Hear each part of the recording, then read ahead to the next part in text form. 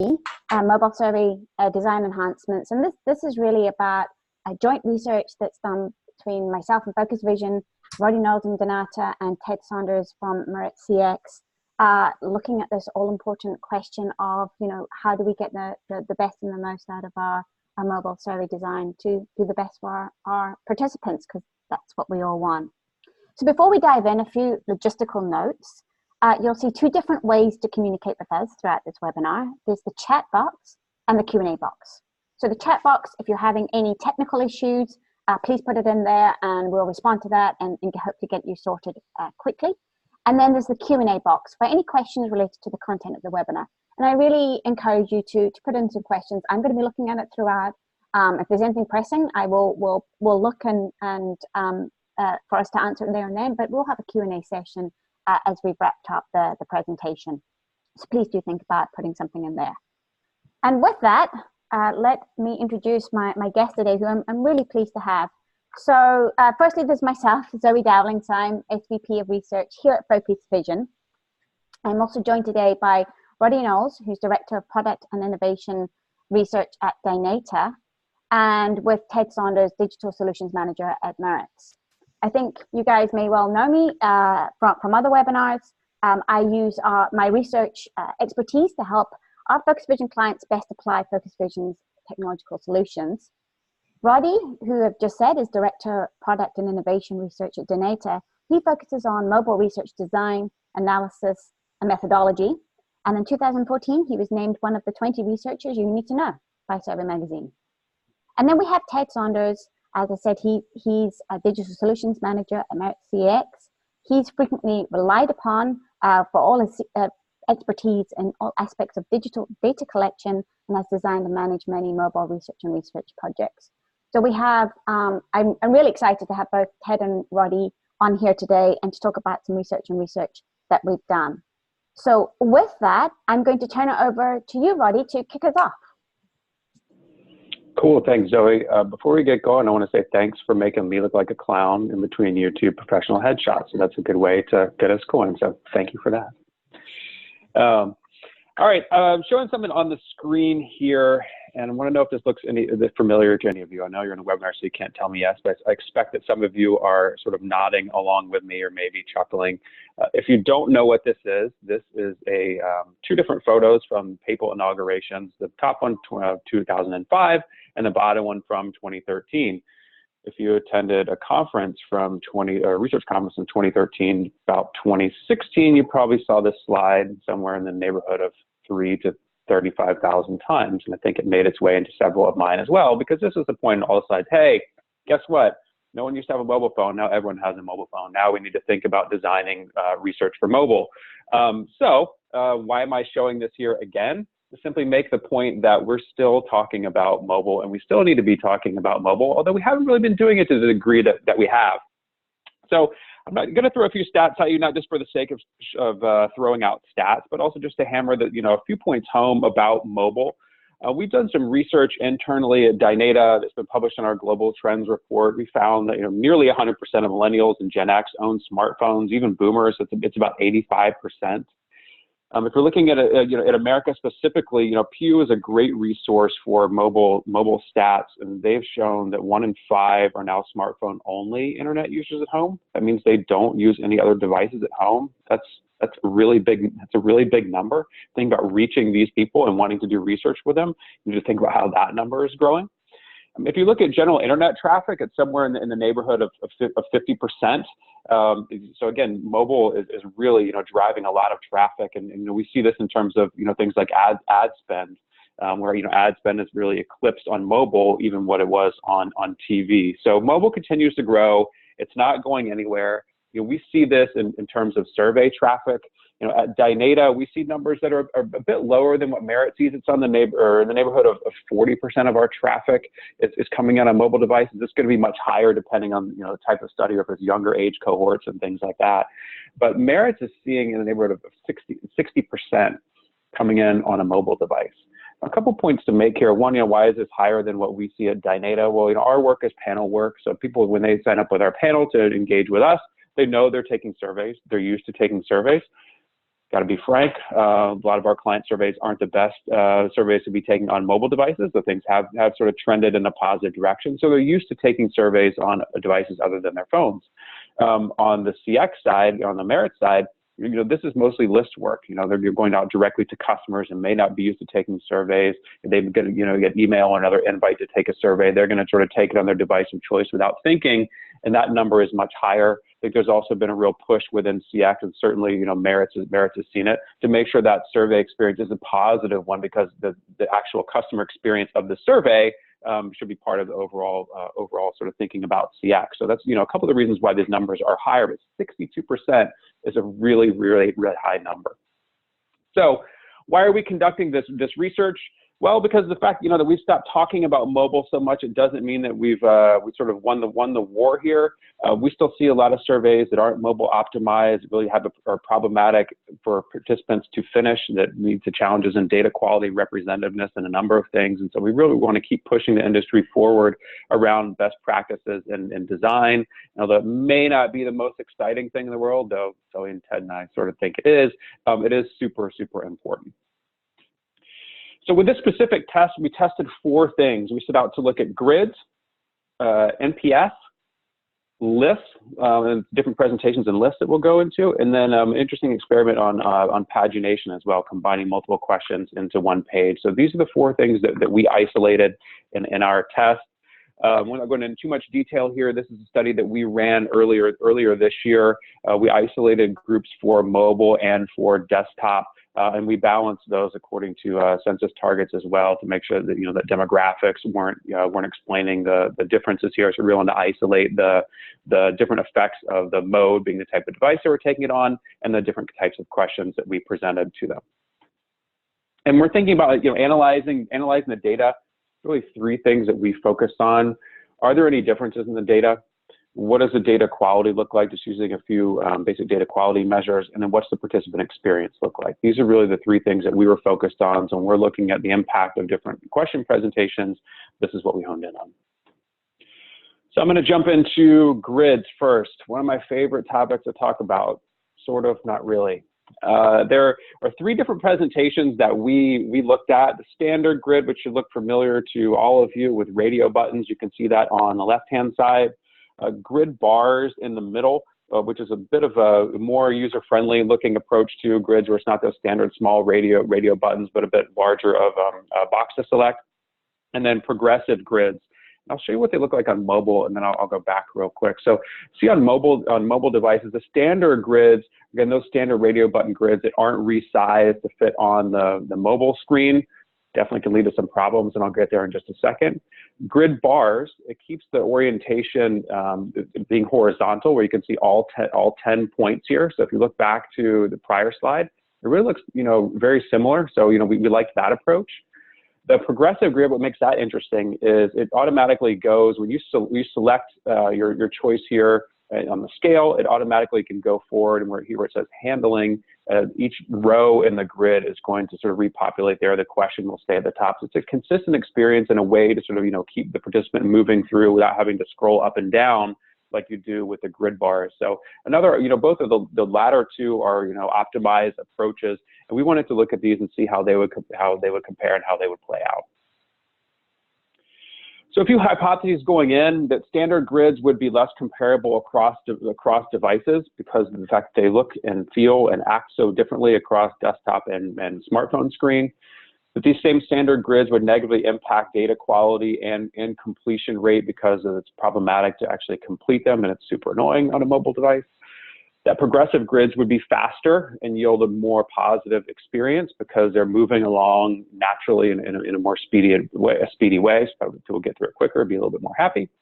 But the grid bars would be the most consistent across devices. If you remember, as we looked at just a second ago, the presentation really looks the same, that horizontal presentation. It looks most consistent across desktop and mobile, so we thought that they would actually look most consistent in terms of data quality.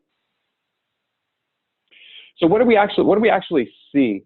Well, we saw the first thing we looked at here was mean scores, and we looked at, you can see on the left-hand side, sort of orient you on what these slides are. We had 3 different grids that we tested that were 10-point scales, these 3 at the top. We tested different lengths as well, 13 to 24 and a 5 attribute grid with a 10-point scale, and a 24 attribute and a 6 attribute with a 5-point scale. We found that, actually, let me move this forward. We found that with the mean scores, the most consistent was a progressive grid across the board. And you can just eyeball this real quick, and I'll show you some other slides as well, so you don't hone in on it too much. But it's really, really consistent here. You know, almost dead on with the mean scores in terms of progressive grid. Where do we see the most differences? Here with the standard grid, you know, where it's actually much lower. So, you know, 6.9 versus a 6.1, for example, or 6.3 versus a 5.6. Now, why might this be? Our hypothesis, which is probably correct, but really something is going on, is a primacy effect. So only the first few points of the scale are visible without pinching and scrolling with that standard grid, leading people to select what they can see, which is going to be a lower score, and that's likely what's leading to the overall lower number on the mean scores. Now, another thing that we looked at was top 3 box and top 2 box, respectively, for 10 and 5-point scales. And what I noted here on this slide is simply what's highest. I bolded this here, and I'm going to go into more detail on what we see here. But, you know, my point is not to say sort of what's right or wrong, and that's not really our point here, but just sort of what's most consistent. But did want to point out here, you know, progressive grids were consistently the highest here on desktop, but the grid bars were consistently highest, even if just by a small margin on mobile. Let's look forward and sort of do a visual comparison, because I think that's the easiest way to look at some of this data. What we found here, this is looking at a 10-point scale, a 13 attribute grid. The biggest difference, the differences are here in blue between desktop in gray and mobile in green, was on the progressive grid. Again, likely because of the presentation differences that I mentioned. And we found the progressive grid here to be the most consistent. When we looked at the other two 10-point scales, we also found that the progressive grid was the most consistent. The data was most comparable here on that you can see on the far right-hand side, and then the grid bar and the standard stand out a little bit, with one sort of outlier here being that the standard grid was a little bit more comparable with a specific grid. These are all with 10-point scales. Now, if we look at 5-point scales, this is interesting, because, you know, it tells a little bit of a different story. Again, one sort of outlier here, the progressive grid, but we do see it being, you know, more consistent in the second grid. Now, I want to sort of hone in on 2 things here. One, you know, again, we see more comparable data with the standard grid. It's a 5-point scale, so, you know, that's something that's more manageable on a mobile device, even with that standard presentation where it's not quite so unwieldy. That's probably why it looks a bit more comparable. We also see that the progressive grid here is the least comparable. Well, why might that be? Well, this is a 24 attribute grid. So what's happening on the progressive grid is you're going in, you're selecting 24 things. They operate essentially as single select questions. It's automatically forwarding through. You're still going through 24 of these things. So it's a bit more cumbersome to do.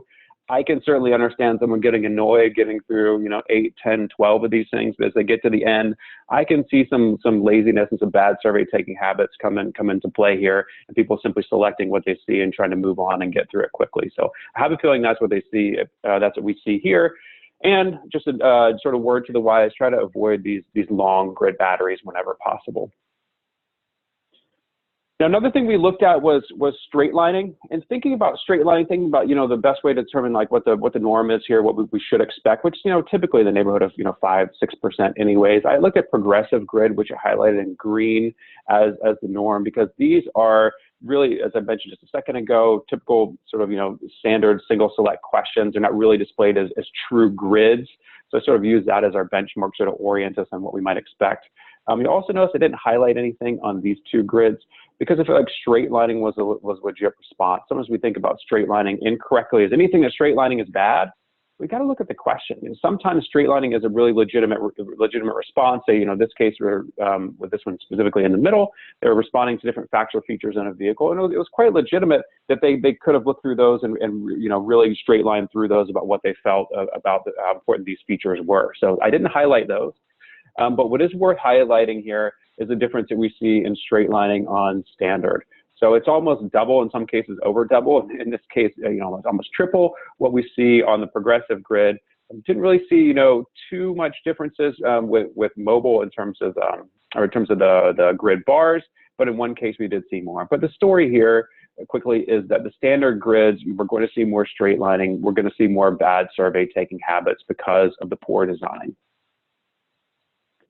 In terms of satisfaction scores, which were an important thing for us, we want to know how people felt about the survey. You know, what did they think? Did they have a positive experience? Because we know this impacts data quality. We found that, you know, overall the satisfaction scores were pretty high, slightly lower on mobile, a little bit higher on desktop, but no really dramatic differences here. Progressive the grid did score a little bit higher. Thought it might have been the grid bars would have scored higher. You'll notice that the satisfaction scores are certainly lower on desktop. They're not that much lower overall, but I want to point something important out because this is only part of the picture. Remember, this is a satisfaction question that we ask at the end of a survey, only of the people who actually complete the survey.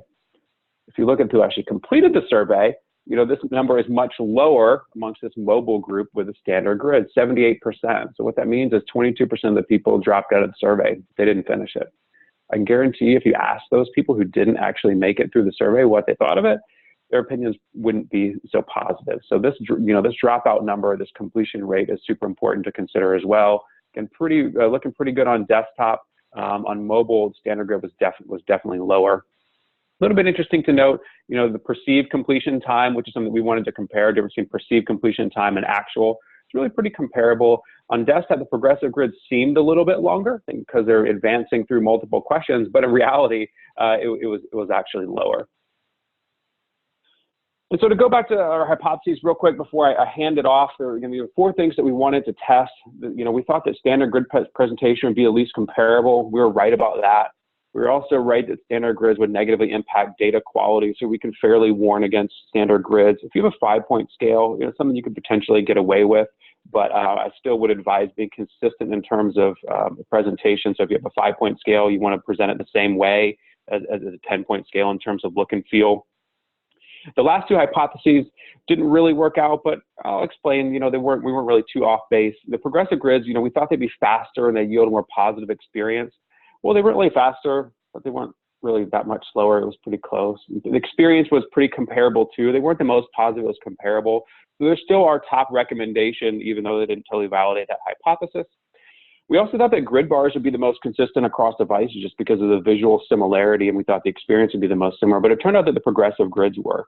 Now, I think grid bars and progressive grids, neither one is a bad choice, but we did find progressive grids to be the most consistent here.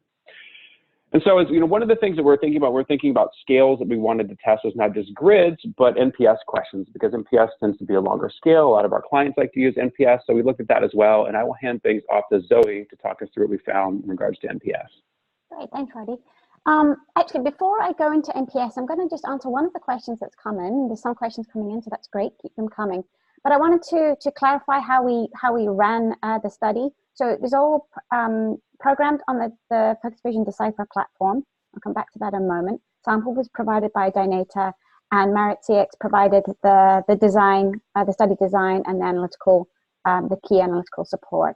So a real collaboration going there. So the reason I bring that up is because there was a question coming in about, does Decipher support the progressive question format, and if so, what's it called? So when we programmed this, absolutely it does. So it's all programmed on Decipher. We actually had to manipulate the standard format of the grids, because that's actually not how by default that we would do it, but we wanted to do it for this test experiment. So our default within Decipher would be something like the grid bar, but this absolutely, the progressive grid is called card sort in Decipher. And I think it's a great functionality. And I have to say, and I think Roddy and Ted can attest to this, when the results came in, I was like, phew, this is great news for us, and I'm pleased to see it. Always kind of knew it, but yes, I had used the grid, the progressive grid, or is it card sort, pretty much as standard when I'm doing a grid question within Decipher. All right, so I just want to clear that up. But any other questions, please keep them coming, and we'll get to them as we finish out the presentation. So as Roddy said, we also thought it was really important to look at NPS, and this is just a small bit. It is incredibly important. Whilst some people really don't like the NPS score, we know that a lot of business decisions is made from this one question, from this one metric. So it's important to get it right when you're actually asking it. So what we did, and you can see on screen here, is we had the standard. And what's interesting is you had on the desktop, it was sort of the horizontal display and the radio buttons. But on the mobile, it changed to vertical design, but also with those radio buttons. And then how we display it as standard as part of the Focus Vision Decipher platform, we use that grid bar, and it's a consistent experience between desktop and mobile. And you're going to see on the next slide, this is actually something that's kind of key. So what did we go in to do? We had two hypotheses. Is that standard NPS presentation, so it's that radio buttons will be less comparable across devices. And the other thing we were looking at was that the thumb-friendly display, so not using the radio buttons, but actually something that's more gives a bigger space to tap on, particularly on your mobile, will yield a more positive respondent experience. So those are the two things that we're thinking as we went in. And what did we find? And if we can just build out the rest of this slide, we actually found, just kind of breaking it out here with the desktop and then the mobile, we found that there was the biggest difference with the standard desktop. And if we can just progress, yeah, I think there's two more builds there. Yeah, that's great. We can look at it like this. What you can see, if we just look at the total NPS score, and I did break it out because I thought it was important to see the difference between the detractors, passives, and promoters. And on the desktop, you had the lowest, and quite notably, even compared to the Focus Vision, the grid bar desktop, and then the two different mobile displays. Key to here, and the key takeaway, sorry, if we can just quickly go back, is that we've got a real consistency between the grid bar display. So we've got 44.4 for the desktop and 42.4 for the grid mobile. And you know, when you're looking at data quality and data consistency, those numbers really jumped out as being, that's something that you're going to want. Okay, now we can move forward. Our other hypothesis is that you would be a little bit more engaging for a thumb-friendly approach. And to be honest, that didn't really come through. We can see that in terms of the satisfaction, it is pretty much the same across the board. I mean, it could be this is overall satisfaction. It's just one NPS question. You know, it's probably not that discriminating. So it didn't really seem to make that much difference any odds. So just to wrap up in terms of the hypothesis, sorry, I forgot about the time. There was no real difference in time either. So the key difference that we found was that it was the data differences, the actual responses that you get. So in the end, we said yes, the standard NPS presentation be less comparable, and it was quite notably. But we didn't really find that thumb-friendly display would yield a more positive experience. That didn't play through. But in my key takeaway from this is that, you know, again, given how important an NPS question is, having that comparability is absolutely fundamental between devices. You know, we've heard how many people do come in on mobile versus desktops. There's still people taking desktops, so having that comparability is key. And with that, I'm going to hand over to Ted now to talk about lists. Sounds good. Thank you, Zoe. I'll give a little background first just on why we even looked at lists. And this slide here is from some past research that the three firms conducted, I believe it was 2 years ago, just to understand if screen size has an impact on list questions. So what we're displaying here is the response to one of those questions, and we designed this question in a way so we could determine whether there were primacy effects when there's a large number of response options presented in list form. This is isolated to mobile respondents only. And within this test, we had 3 different options on how they would see the particular question. So you can see the text of the question at the top of the display here. What's the best time of the day for your insurance company to call you? To get to 6 response options, we had 90-minute increments. So the first response option there would have been from 8 a.m. to 9:30 a.m. and so on, with the last response option being 6 p.m. or later. So you can see when they had 6 response options, 30% of the respondents indicated that they would, or the mobile respondents, I should say, indicated that they would prefer to be called at 6 p.m. or later. To get to 11 options, we just broke the response options into 1-hour increments. You can see doing that had a slight impact on the results. We merged the responses so that it matched the original 6 responses in the first cell. You can see 27% of the respondents indicated 6 p.m. or later. When we expanded the list to 21 options, which would be 30-minute increments, that's going to push all the responses further down the list. And you can see that only 16% of the respondents at that point indicate they would prefer to be called at 6 p.m. or later. So if this was a real client using this data, they're potentially going to make a different business decision on how to staff their call center based on, and how to, I guess, run their business based on these results. So this is just an example of where we see primacy effects from a list question. And really, the longer the list, the more likely someone is to select a response option at the top of the list on mobile. And that's just because they don't care enough to scroll down and find the exact same response. So if we advance, what we wanted to do here is look at ways to address that. There's lots of clients that have a need for lists, and oftentimes those lists are pretty long. So what we thought we might do is test a text box instead of a standard list. And we've done this once before. Focus Vision is always great to work on these projects with, because their team's willing to kind of break the standard and investigate new things. And a lot of those things, when we do this research on research, are then available in their platform. So a lot of benefit to their clients, and Merits as well as its own platform we'll build out as well. So what they did for us in our testing was to break that list into text box. So instead of displaying a certain number of text items with a click on a radio button to select it, they built text boxes out. And as soon as the respondent started to type into that text box, the characters that matched something in the list would display that option. So that way they're not scrolling through a list of items. They're just presented a text box when they enter the survey. We'll show you what that looks like on the following slide. And then they can select. And we did that for both single select and multi-select options.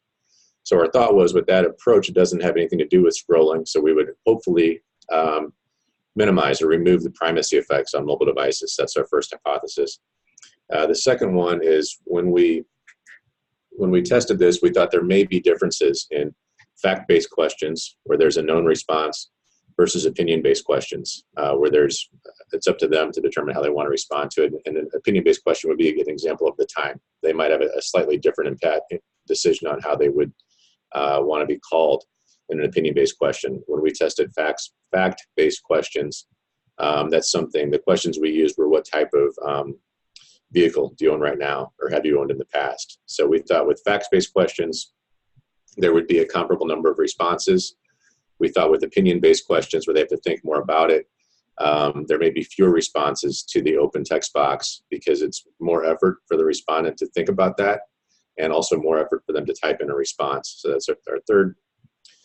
Point 4 is, because the text box requires additional cognitive effort to think about the response and also to type it in versus just select, that it may be a negative impact on the respondent experience. We might see higher abandon rates, and we have questions at the end of the survey just on self-reported satisfaction with the survey. We thought people may say that they didn't find as much enjoyment in the survey due to the extra effort. So moving forward with these list presentation, what you can see here is an example of one of the questions we put out there. And we asked that the same question essentially in two ways. I guess the same list was presented in two ways.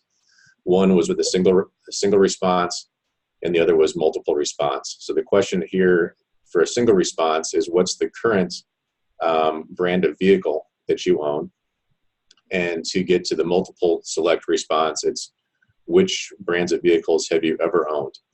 And what we've done here in terms of the data that's displayed on this slide is we're looking at the average top 13 box response. And we chose top 13 because there were 13 responses that were shown in the standard list on an iPhone 10, which is probably the most common device we're seeing right now. So 13 responses would display on that screen. So we wanted to see how often are they choosing one of those top 13 responses in the various exercises we have. So what we see here in the standard list for desktop, 0.49 responses, and this is, they only have one option to choose here, come from the standard list. That's fairly similar in the text box response on desktop, so 0.46. There's no real primacy effect there, but we didn't expect to see that because on the desktop, they see the full list anyway. On mobile, we see 0.58% of the responses, 58% of the responses are coming in that top 13 versus 45% of the responses in the text box. So what that's telling us is we are seeing a primacy effect there in the mobile display. People are more likely to select one of those top 13 responses that display.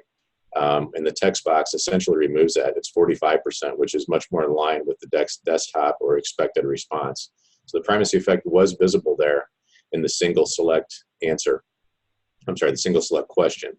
When we looked at the multiple select question, again, it's the same list. And again, the numbers here are higher because they can select more than one. We're seeing the exact same number of responses on desktop for the text box, as well as the standard list, so no difference there. And essentially no difference either with the mobile. 1.69 responses out of those top 13, 1.74. So a little bit higher on the text box, but not a meaningful difference there. So if we move forward, when we look at the number of brands that are selected, so this is the multiple select question, we're seeing a slightly higher number of responses in the text box versus the standard list in both desktop and mobile. So average of 3 responses on desktop versus 3.24. And when we broke that down and kind of peeled it back a little bit, what we found is that we're finding a little bit difference in terms of the type of response we get for the text box list versus the standard list. So with this multiple select question, we in the standard list did provide an other option. You can see it's 0.08% of the responses use the other on desktop, 0.06 on standard list. What we found is a lot of times the response they were selecting there was an exotic vehicle, things like Maserati, Lamborghini that weren't part of our list. So that's what we saw in the other category. When we look at the text box list, we see 0.04 and 0.09 were really garbage responses, didn't provide any value to a researcher, but we did find new categories in there. So part of the new category would be those same exotic vehicles, Lamborghini, Maserati were mentioned as well in the text box list. We also found a lot of makes that were no longer in production. Oldsmobile was one example there. So there could be value to research of that. These are new categories we just didn't think to include in the list. So overall, we're finding different responses from the open text box than we did in the standard list.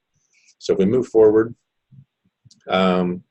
we had another question there that was, this is more of the opinion-based question. So just what features would you like to have in your next vehicle?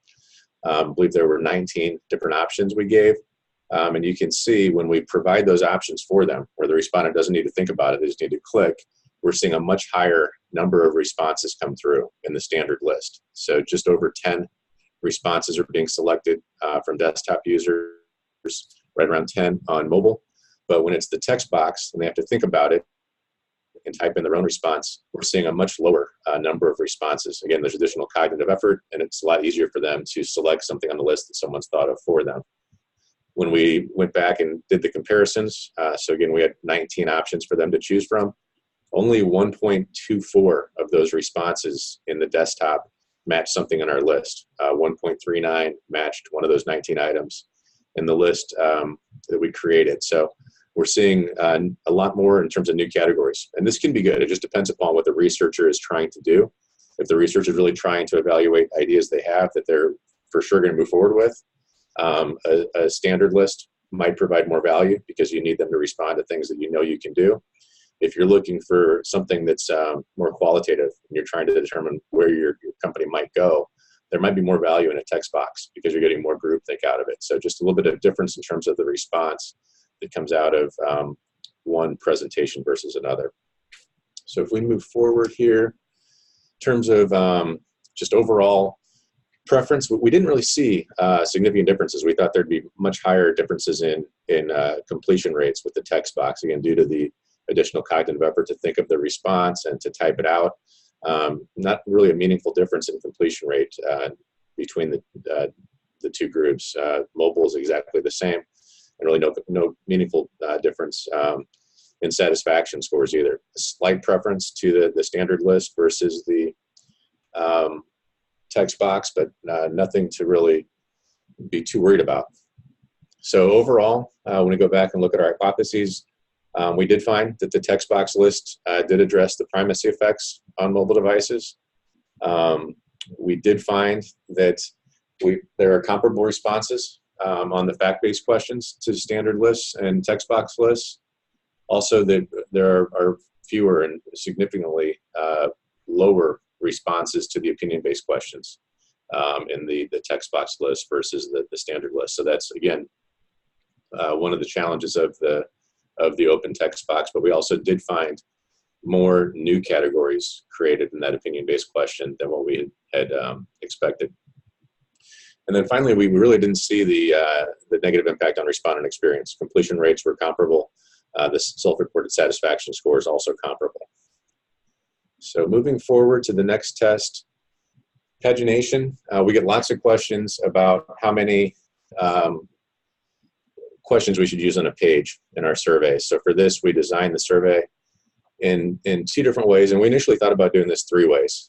So the way that we did it was a single question per page versus a multiple question per page survey. And to do that, I think we broke it down so there was about 20% of the questions on each page. So we had 5 different pages in the multiple page cell. We thought about doing all of the questions on a single page as well, but there was some logic in the survey that would have made that a poor respondent experience. So we decided to discard that. So what we did is you either saw a single question on each page or 5 different pages with multiple questions on each of those pages.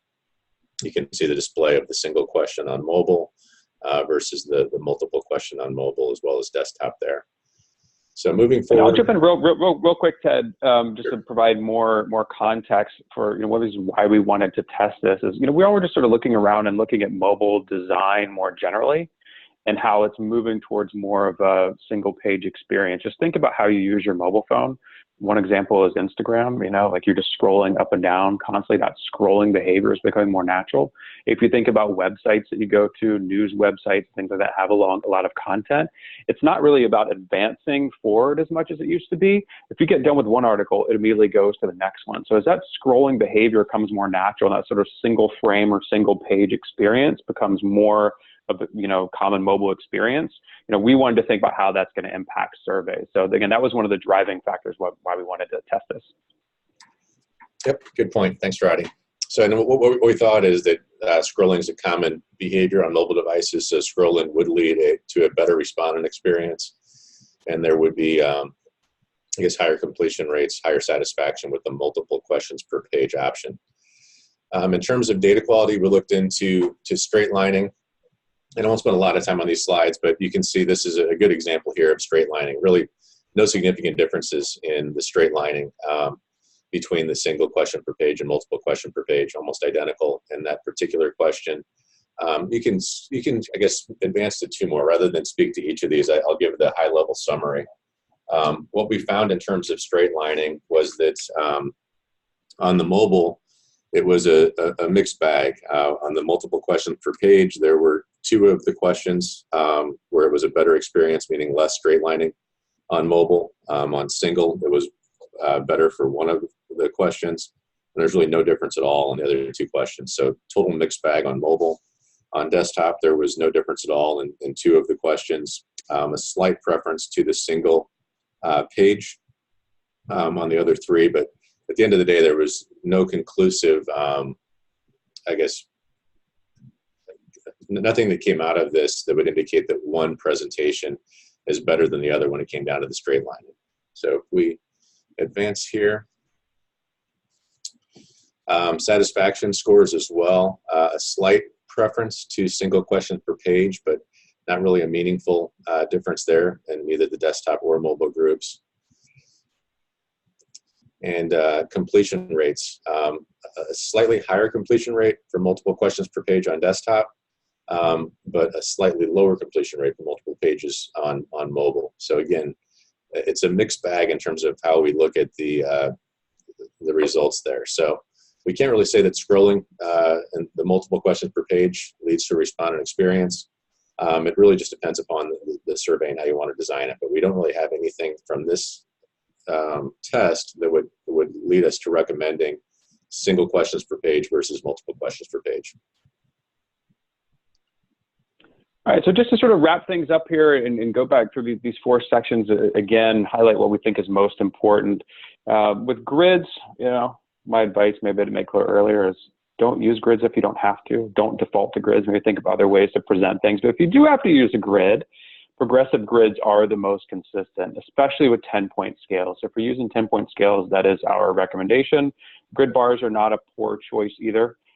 Standard grids would definitely shy away from with a 10-point scale. With a 5-point scale, you might be able to get away from it, but I'm saying let's just try to get away from it altogether. Yeah, and then to follow on with that for the NPS, consistency is key here, and so have that horizontal grid bar that is consistent across devices, and you're going to have consistent data.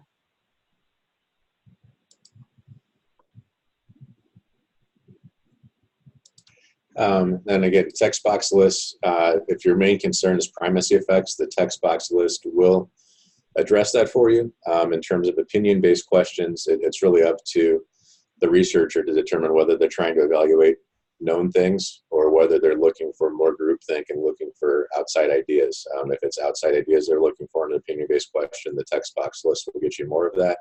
If you're looking to evaluate known items, you're going to find more response to presenting a standard list. And in terms of pagination, it's really, again, inconclusive in terms of whether we recommend multiple pages or single pages. I guess in terms of the single page being better, if you have an audience that's 100% desktop users, which we don't see that in the CX space, given, again, 60% of our responses are coming in from mobile devices. But if we were designing a survey that was only for desktop users, the single page would be slightly preferred. When we're looking at one that includes mobile, there was not enough within the mobile group to sway us one way or the other.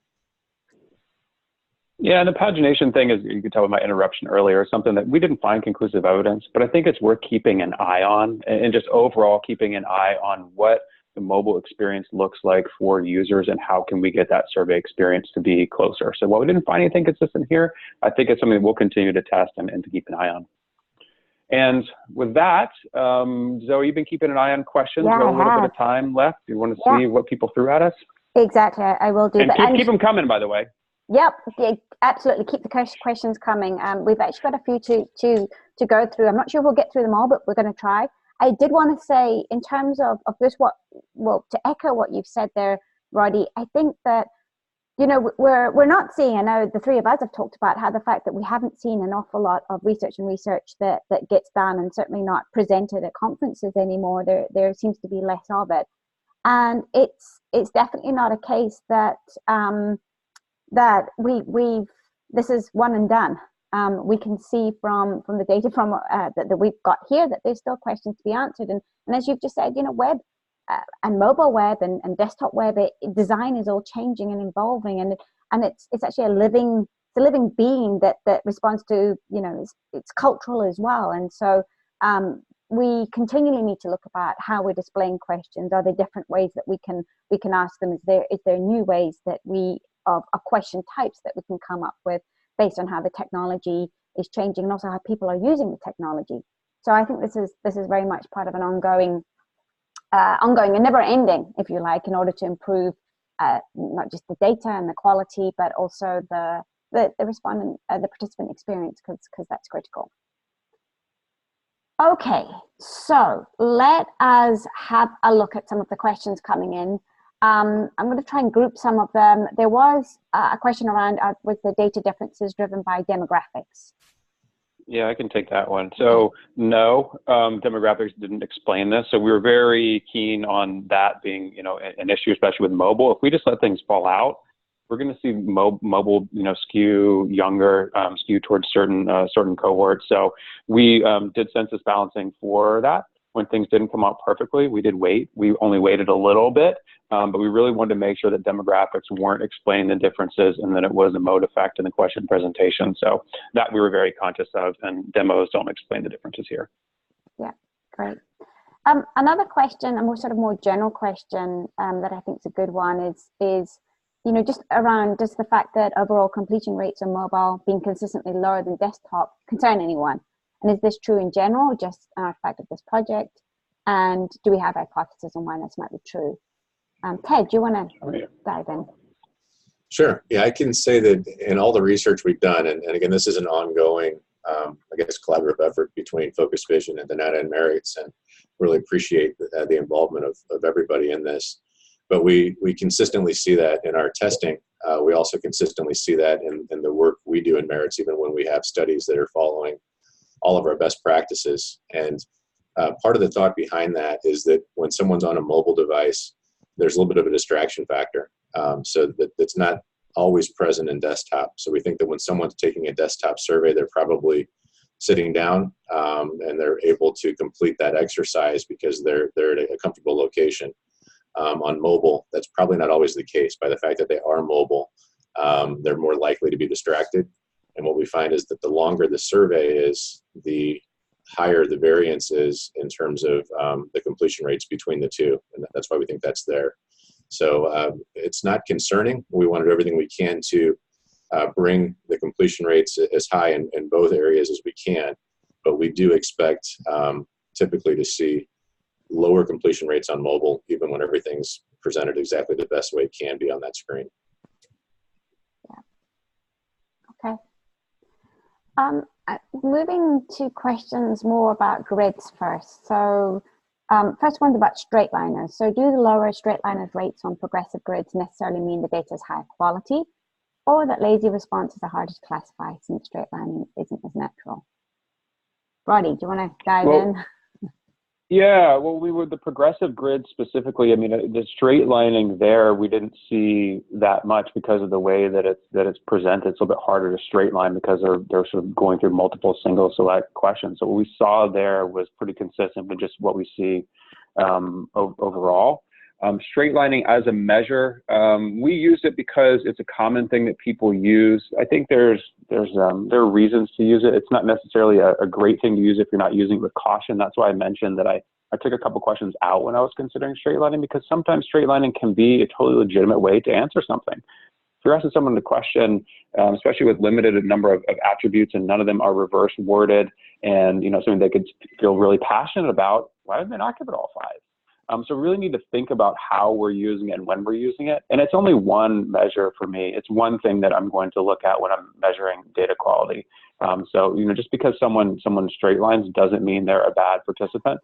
Also, when they straight line through a grid question that has 24 attributes in it, I don't really blame them. I don't really think you should either. I think you should think about how you're designing that question, because when you're doing that, especially when it comes toward the end of the survey, you're going to wear people out. Sometimes you got to take a look in the mirror and ask if you being the survey designer are causing some of that straight lining. So yeah, for me, it's sort of one piece of the puzzle when evaluating data quality. Yeah, I agree with that totally. And actually, I think that answers one of the questions that came in about might the appeal of progressive grids decline as survey length increases due to repetitive scrolling. And just from my perspective, I think it's that fatigue that comes in, and particularly when you're thinking, survey topic matters. Like you've just said, Roddy, are people engaged in this? Is this something they can answer? If you think of the cognitive, the response process and what we have to go through, if it's hard and you're having to work hard, even if you're giving a split-second answer, it's fatiguing. And so absolutely, progressive grids does not solve for something of high burden, which can be cognitive effort. It can also be just overall survey length. One last question on grids, and then we've got a couple on lists before we wrap up. Do we have an opinion on mixed formats within a single survey on mobile? For example, using a grid bar with short scales versus progressive grid when the scale is longer? I like to be consistent as a rule, just because, as people are used to answering it, answering it one way, as a rule, I want to maintain consistency there. I don't want to throw a horizontal scale and then a vertical scale at someone. I think it's, confusing in terms of the experience for the participant. honestly, I'm racking my brain. I'm trying to remember if we've actually tested that in the past, and we may have, but I just can't remember offhand if we have. But, my general rule is to keep things consistent and don't, keep things shifting back and forth. I think it's a little bit, disjointing for the participant. What do you think, Zoe? It wasn't on mobile. It was back, and it was before I joined Focus Vision, and was just kind of testing this kind of progressive grid idea versus traditional grids. And and it was not just that. It was a whole lot of usability type. How people engaged in completing your survey. And I think that there's a real balance between consistency, so that people understand how to respond, and they, the scale staying the same, so that they're knowing what they're doing, and they can, just enter and keep going in a good flow. So it's between consistency and then also just changing things up a little bit, so it's not a fully repetitive, so it's 10 minutes of exactly the same kind of response. So that's more, I think, we're not saying different things. I think in terms of being consistent on, switching between positive and the end of the scales, and at one point having positive at top, and then the next one you've got negative at top. That doesn't work. Yeah, don't do that. Bad. But it is about, just thinking about the flow, and as people going through and just giving them something slightly different as they go through. But this all comes back to, I also think that, and maybe also my view on why response rates are low on mobile. I completely agree with Ted, and that, there's just so many distractions, and people are, we pick up and put down our phones all the time.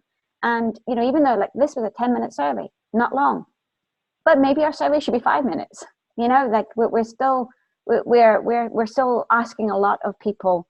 And there's so many surveys coming at people. So we really need to think about that as well. That's my view on it.